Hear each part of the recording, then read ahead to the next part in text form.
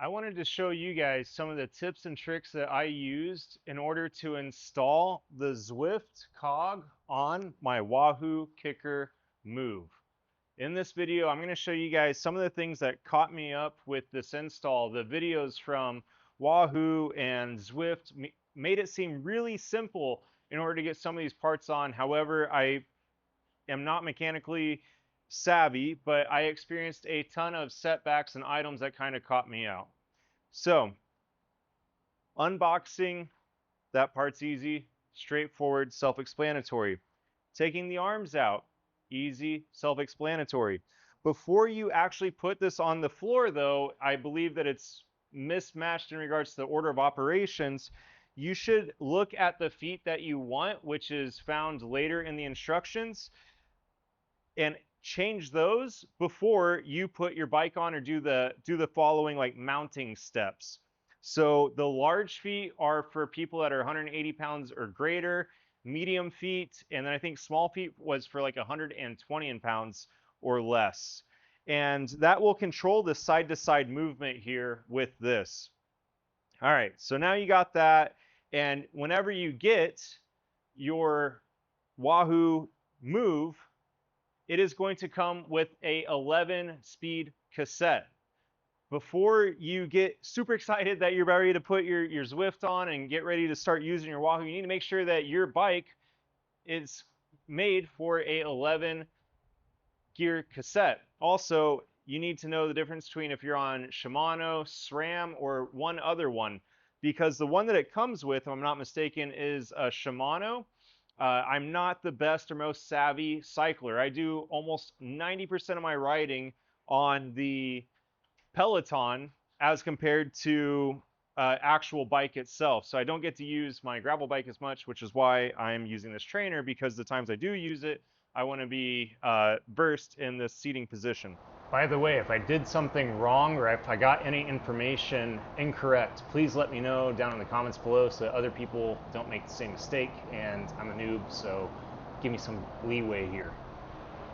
Look and see what cassette you got before you order it. If you don't want the Zwift Cog, then order the cassette that matches, or a second cassette that matches your item, or take it off your current bike. Now we get into the second piece, which is what tools are you going to need? If you purchase the Zwift, the instruction manual in the YouTube video says you need nothing more than this tool. I am here to tell you that that is not true. You need something called a chain whip,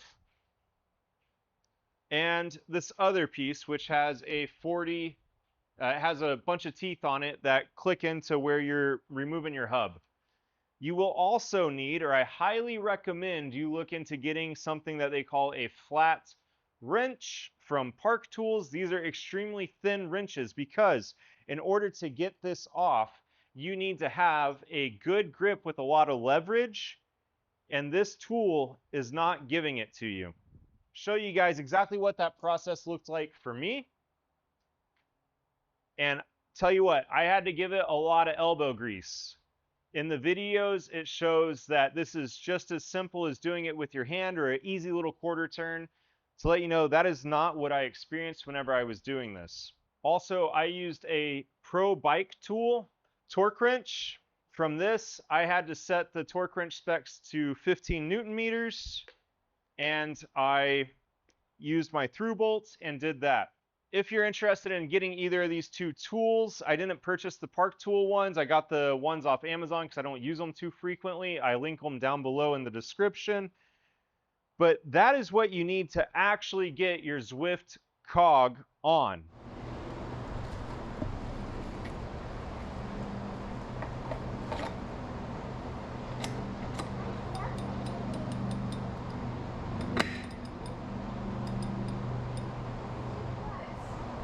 Yeah.